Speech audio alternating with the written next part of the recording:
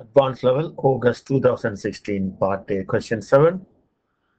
Well, x equal to cos 2 theta, y equal to 4 sin theta, and theta equal to pi over 4.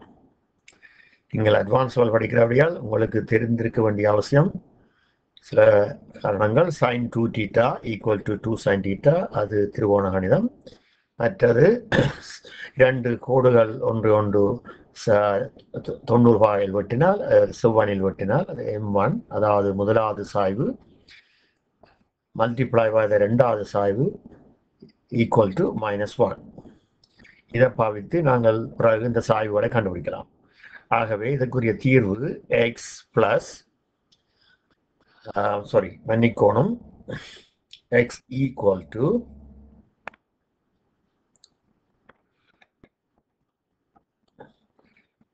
2 plus cos 2 theta. எனவே இதை நாங்கள் differentiate பண்ண தீட்டாவுக்கு பதிலாக dx over d theta equal to 2 is a constant value, ஆனபடியா சைவர், plus cos theta differentiate பண்ணால் அது minus sin theta value கொடுக்கும். ஆகவே அங்கு minus 2 because inside 2 there 2 sin 2 theta. அப்ப இதே மாதிரி நாங்க y செய்தால் okay, y equal to 4 sin theta.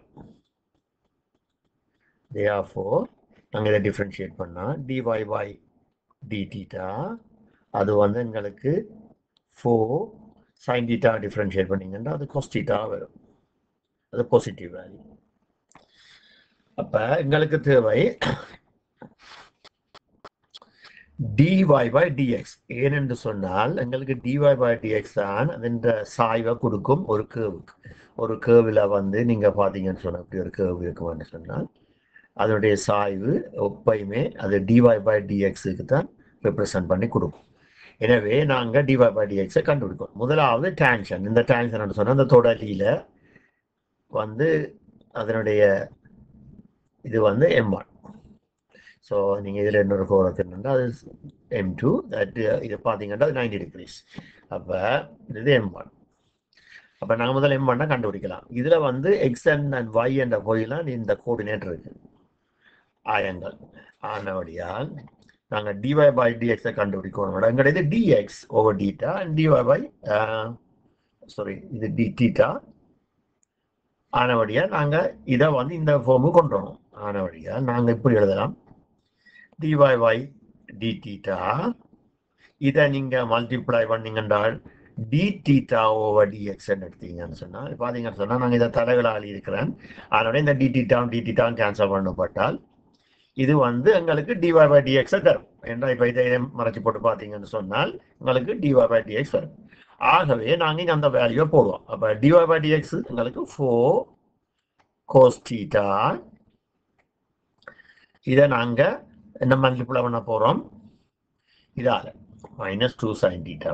ஆனால் இது வந்து dx over theta. அப்போ நாங்கள் இதை தலைகள் எழுதுவோம். அதனுடைய மேலுக்கு ஒரு 1 எழுதி கீழுக்கு -2 sin 2 theta எழுதலாம். இப்போ இந்த 2ம் இந்த 4ம் எடுத்தீங்கன்னா 2 cos theta முடியும். அப்போ இதனுடைய ஆன்சர் வந்து என்ன மாதிரி உங்களுக்கு வரப்போகுது என்று சொன்னால் மைனஸ், இதில் ஒரு மைனஸ், இந்த மைனஸை மேலே கொண்டு போனால் -2 over sin 2 theta. ஆனால் உங்களுக்கு தெரியும் sin 2 theta equal to 2 sin theta cos theta. ஆகவே நான் இதை வந்து என்னென்னு எழுத போறேன்னு சொன்னால் dy by dx equal to -2, அதனை நான் டிவைட் பண்ண போறேன் என்னத்தால sin theta. அதுக்கு பதிலாக நான் அதை எழுத போறேன் 2 sin theta.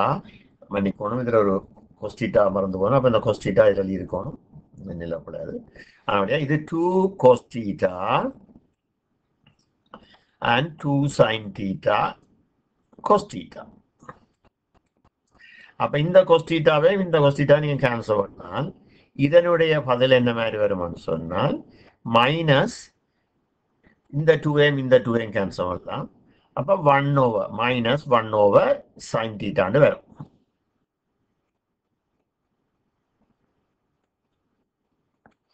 ஆனா உங்களுக்கு தெரியும் தீட்டா வந்து எங்களுக்கு திறந்திருக்கு 5/4. அப்ப அதை நாங்கள் அதில் போட்டோம்னு சொன்னால் மைனஸ் 1 கீழ் sin 5/4. அது என்னன்னா 5 ஓவர் நீங்க கால்குலேட்டர்ல பார்த்தீங்கன்னு சொன்னா அது 1/√2. அப்ப மைனஸ் 1 டிவைடட் பை 1/√2. ஆகவே இதனுடைய பதில் வந்து என்ன மாதிரி உங்களுக்கு வரும்னு சொன்னால் மைனஸ் √2. அது வந்து என்னத்தை குறிக்கும் நான் முதலே சொல்லிக்கிறேன். dy by dx வந்து இந்த தொடரி இந்த கிரேடியன் சொன்ன சாய்வு. அப்ப இது வந்து m1க்கு சமன். ஆனவடியால் நாங்க என்ன செய்யலாம்னு சொன்னால் இப்ப m1 எங்களுக்கு தெரியும். அது ஆகவே எங்களுக்கு தெரிய வேண்டியது ரெண்டாவது இது என்ன மாதிரி என்று சொன்னால் எங்களுக்கு தெரிய வேண்டியது மன்னிப்போம் இதுல எழுதப்பட்டிருக்கு என்னென்னு வந்து என்ன தெரியாது. m1 இதை எழுதினால் அங்கே m1 multiply by m2 must be minus 1. அப்ப இதுக்கு எழுதிங்கன்னு சொன்ன என்ன வரப்போகுது m1 எங்களுக்கு தெரியும் -√2 மல்டிப்ளை பை m2 அது வந்து எங்களுக்கு -1 தரும். ஆனபடியா இதையும் கேன்சல் பண்ணீங்க என்றால் உங்களுக்கு என்ன மாதிரியான பதில் வரப்போகுது m2 வந்து ஈக்குவல் டு என்னென்று வரும் என்று சொன்னால் 1/√2. ஓகே. ஆகவே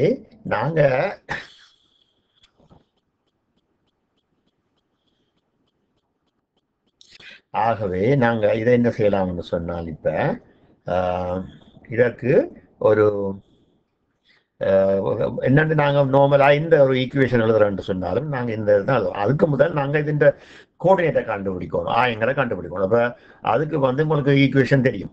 அதுக்கு முதல் நான் இந்த லைனை அழிக்கலாம் கிடக்கு. அதனுடைய அதை நான் ரெட்டால க்ராஸ் பண்ணிட்டு போறேன். அதனுடைய தேவையில்லாத ஒரு லைன்.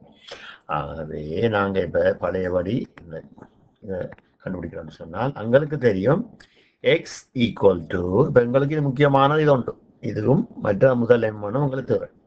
அப்ப எங்களுக்கு m1 தெரியும் m2 தெரியும். இப்ப எங்களுக்கு கோஆர்டினேட்டை கண்டுபிடிக்கணும். கோஆர்டினேட்டை கண்டுபிடிக்கணும்னு சொன்னா நாங்க எங்களுக்கு அவர்கள் தந்திருக்கிறாங்க X equal to 2 plus cos 2 theta. ஆகவே தீட்டாங்களுக்கு தெரியும் 5/4 உண்டு. அப்படியே 2 plus cos 2 times 5/4. இப்ப இதை நீங்க போட்டீங்கன்னு சொன்னால் இது 5/2 வரும். cos 5/2 ஆனபடியால் எங்களுக்கு தெரியும் cos 5/2 வந்து 0. ஆகவே இதனுடைய பதில் வந்து 2 plus 0. ஆகவே எக்ஸ் வந்து உங்களுக்கு தெரியணும் ஆன்சர் வந்து 2. அப்போ இதுவும் ஒரு கோஆர்டினேட் எக்ஸ் கோஆர்டினேட். இதே மாதிரி நாங்க y கோஆர்டினேட்டையும் செய்யலாம். இப்போ y கோஆர்டினேட் எடுக்கணும்னா y equal to 4 sin theta. இப்போ இந்த 4 sin thetaவை நீங்க 4 டைம் sin 5/4 போட்டீங்கன்னு சொன்னா அது என்ன மாதிரி வருமாண்டா உங்களுக்கு ஆன்சர் 4 sin 5/4 வந்து நீங்க கால்குலேட்டர் போட்டா 1/√2. அப்ப நான் என்ன செய்யறேன்னு சொன்னா இப்ப ரேஷனலைசேஷன் ஆங்கிலத்தில் சொல்லிடுறேன். இந்த √2 மேலும் பெருக்க போறோம். பெருக்கினா 4√2 ஓவர் கீழுக்கு √2 மல்டிப்ளை பை √2. அப்போ அது வந்து 2. ஆனபடியால் இதை நான் இங்க எழுதுறேன் 4√2 இதை நீங்க √2 டைம் √2 ஈக்குவல் டு 2.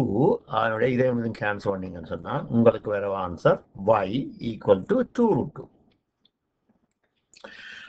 ஆகவே என்னென்ன ஒரு ஸ்டாண்டர்டா ஒரு ஈக்குவேஷன் நீங்க ஃபார்ம் பண்ணுவோம்னா உங்களுக்கு தெரிஞ்சிருக்கிற நல்லது. அது ஸ்டாண்டர்ட் ஈக்குவேஷன் இது வந்து y minus y1 equal to m, அதாவது கிரேடியன் அதாவது சாய்வு எக்ஸ் மைனஸ் x1. இது நிச்சயமா நீங்கள் தெரிந்து வைக்கிற நல்லது. ஆனபடியால் இதை நான் உங்களுக்கு மார்க் பண்ணி விடுறேன் ரெட்டில். ஏன்னு சொன்னா இப்படி போட்டிங்கன்னு சொன்னால் இது வெரி இம்பார்ட்டன்ட். இது ஞாபகத்தில் வச்சுக்கணும். உங்களுக்கு இது அது ஒரு ஸ்ட்ரைட் லைனாக இருந்தாலும் சரி, ஒரு கோடாக இருந்தாலும் சரி, நீங்கள் இதை பாவிக்கிறது உங்களுக்கு சரியான சுலபமாக அமையும். ஆனபடியால் நாங்கள் இப்போ என்ன உங்களுக்கு தெரியும், எக்ஸ் கோஆர்டினேட்டும் தெரியும், y கோஆர்டினேட்டும் தெரியும். ஆனபடியால் y மைனஸ் இந்த y கோஆர்டினேட் வந்து 2√2 ஈக்குவல் டு இந்த எங்களுக்கு தெரியும் வந்து கிரேடியன் எங்களுக்கு செவ்வண்ட கிரேடியன் தான் தேவை. இது வந்து உண்மையில எங்களுக்கு செவன் M2 வந்து செவ்வண்ட கிரேடியன், அதாவது இப்போ நோமல்னு சொல்றாங்க ஆங்கிலத்தில், நார்மல் சொல்றது. அப்ப இதுதான் எங்களுக்கு தேவை. ஆகவே நாங்க 1/√2 பிறகு என்ன எழுத போறோம், எக்ஸ் மைனஸ் x1 இது 2. அப்ப இதை நாங்க இப்ப ஓபன் பண்ணோம்னு சொன்னால் இது நான் இப்படி எழுதலாம். இதை பெருக்கினால் 1/√2 எக்ஸ் மைனஸ் 2/√2. அப்ப இதை ஓபன் பண்ணியாச்சு. இப்ப பாத்தீங்கன்னு சொன்னா இந்த √2 எல்லாத்துலயும் இருக்கிறபடியா நான் எல்லாத்தையும் வந்து √2வால மல்டிப்ளை பண்ண போறோம். அப்ப பெருக்கினால் மல்டிப்ளை பை √2. ஓகே, ஸோ என்ன நடக்கும், அப்ப இது மல்டிப்ளை பண்ணப்படும். ஸோ √2y மைனஸ் 10√2 இன்னொரு √2வால பெருக்கிறோம். அதோட இது உண்மையில வந்து எங்களுக்கு என்னதா பதிலாக கொடுக்க போகுது, 10 கொடுக்க போகுது. ஓகேவே, அதுக்கு அப்படியே விட்டுட்டு இதை நாங்கள் √2ஆல பெருக்கிறோம் என்றால் இப்ப என்ன நடக்கும், x√2/√2 அதே மாதிரி இங்கே 2√2/√2. அப்ப இதை நீங்க பாத்தீங்கன்னா இதுக்கும் இதுவும் கேன்சல் ஆகும், இதுவும் இதுவும் கேன்சல் ஆகும். அப்ப எங்களுக்கு என்ன வர போகுது, இதுன்ற ஃபைனல் ஆன்சர் வந்து எக்ஸ் மைனஸ் 2 முடியும். இப்ப பாத்தீங்கன்னு சொன்னால் நாங்க எங்களோட கேள்விக்கு தகுந்த பதிலாக வந்துட்டோம். இப்ப நான் ஆர்கனைஸ் பண்ணணும்னு சொன்னால் இது எங்களுக்கு என்னென்ன முடிய போகுது, இதை நான் எடுத்தேன்னு சொன்னால் இப்போ உதாரணத்துக்கு இதை ஒரு இப்ப வந்து இதுல ஒரு ரவுண்ட் அப் பண்ண போட்டோன்னு சொன்னால் இது அப்படி எடுத்தேன்னு சொன்னால் இது வந்து என்னத்துக்கு குறிக்கும்,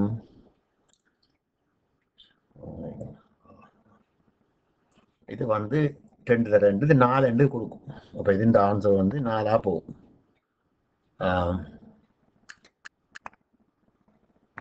இதுன்ற 2 பதிலும் வந்து 4 வந்துடும். பிகாஸ் √2 டைம் √2 மல்டிப்ளை பை √2 அது என்னென்ன முடியும், 4 முடியும். இப்போ வந்து அதுக்கு முதல்ல இந்த ரெட்டை நான் என்னென்று எடுக்கிறேன்றதுக்காக பார்ப்போம். அழிக்கலாமா? அழிக்கலாம். ஆனால் ஏன்னா அதை நான் திருப்பி எழுதுறேன், அழகு இல்லாமல் இருக்கிறது.